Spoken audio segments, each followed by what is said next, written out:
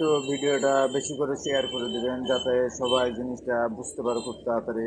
আমাদের উপজেলা আনসার বিডিবির যে প্রশিক্ষকগুলো আছে, টিআই বলা হয়, এরা প্রত্যেকটাই ঘুষখোর, বিভিন্ন দুর্নীতি করে আসছে। আমার উপজেলাতে যারা এখন বর্তমানে ভাতাভোগী আছে, ঠিক আছে, বর্তমানে যারা ভাতাভোগী আছে বেশিরভাগই সার্টিফিকেট নাই, কোনো ডকুমেন্ট নাই, কোনো কিছুই নাই, কিন্তু তারা ক্ষমতার বলে এখনো করতেছে বা এখনো আছে, বহল আছে, তারা চাকরি করতেছেও। এটার বিরুদ্ধে তো সোচ্চার না, তো তারা শুধু ঢাকা নিয়ে ব্যস্ত। অন্যান্য জেলাগুলোতে কি হচ্ছে বা কি এখনো ফেস করা সমস্যায় পড়তেছে এটা দেখেন, ঠিক আছে।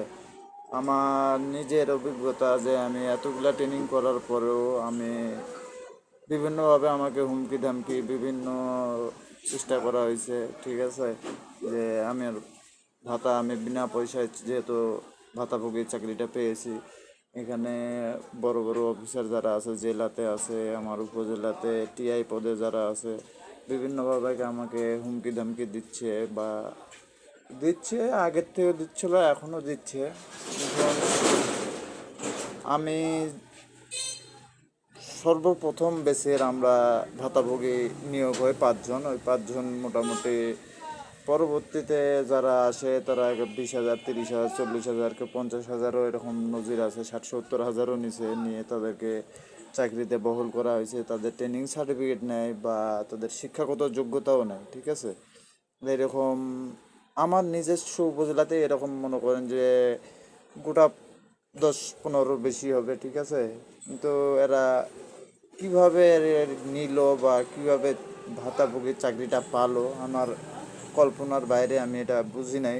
কিছু কিছু বয়স্ক লোকও নিচে, তারা ভাতাভোগী হিসাবে আনসার ওয়ার্ড দলনেতা হিসাবে নিচে। তো এইটা আমার এটা ছোট্ট দাবি যে এটা আপনারা একটু ছড়ায় দেন যাতে এটা সারা বিশ্বের লোকে জানতে পারে। আর আমার হচ্ছে হাকিমপুর থানা, দিনাজপুর জেলা, ঠিক আছে।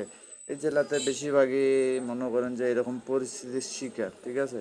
তারা শুধু ঢাকাতেই দেখতেছে, কিন্তু অন্যান্য জায়গাগুলোতে কি হচ্ছে বা কি পর্যায়ে আছে, এটা চাকরি কিভাবে পালো বা ডকুমেন্টগুলো কোথায় রাখছে, ঠিক আছে, এটা আপনারা একটু সবাই মিলে সোচ্চার হয়ে ভিডিওটা শেয়ার করে দেন যাতে যেতগুলা উপজেলা আছে সবগুলাতেই তারা তদন্ত করে যে অফিসারগুলো আছে বা বর্তমানে ছিল বা আছে এখনও, তারা তাদের যেন সেইভাবে একটা ব্যবস্থা নেওয়া হয়।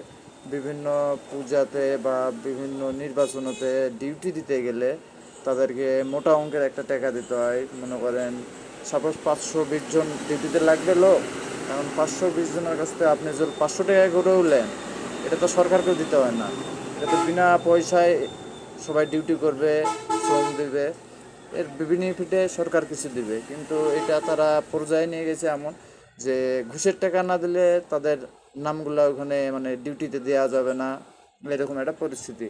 বর্তমানে আমাদের ওয়ার্ড দলনেতা যারা আছে তারাও ওই সেম ক্যাটাগরিতে পড়ে গেছি। মনে করেন আমরা ডিউটি করতে গেলে বিভিন্ন টাকা দিতে হবে, বিভিন্ন জেলাতে বিভিন্ন জিনিসপাতি আসে, যেরকম সাইকেল আসে, সেলাই মেশিন আসে, আরও বিভিন্ন কিছু আসে। যদি এটা আপনি নিতে চান, এটা কিন্তু বিনা পয়সায় দেয়, কিন্তু আপনি যদি নিতে চান তো দেখা যায় ওখানে কিছু একটা সাইকেল নিতে গেলে 1,500, 2,000 টাকা ঘুষ দিলে তারপরে ওই সাইকেলটা আপনাকে দেয়, ঠিক আছে। কিন্তু এইটা আসলে সরকার তো ফ্রি দেয়, সরকার তো আর এখানে টাকা নিতে আসে না যে 2,000 টাকা নিবে, ঠিক আছে না। কিন্তু এটা কিছু বড় বড় নেতা খাতা জড়িত থাকতে পারে, কিন্তু যার দায়িত্ব সে দায়িত্বটা ঠিকমতো তারা তো পালন করতেছে না। আমরা এটা দাবি জানাচ্ছি, সবাই একটু শেয়ার করে বিভিন্ন সারা বিশ্বের মানুষকে জানায় দেন যে আসলে আমাদের আনসার বাহিনীতে সংস্কার দরকার কীরকম।